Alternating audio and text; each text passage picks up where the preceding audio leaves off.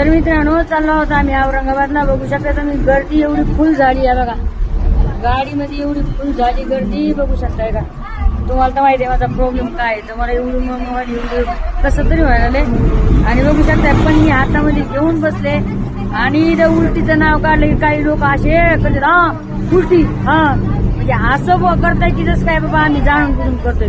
नैसर्गिक आहे ते होती उलटी. काही लोक नाव समजून घेत नाही जसं काय मी त्यांच्या तोंड उलटत. खरं सांगायला उलटीचा एवढा प्रॉब्लेम आहे लय प्रॉब्लेम आणि त्याच्यामुळे मी या बसमध्ये याच्यामध्ये जात नाहीये.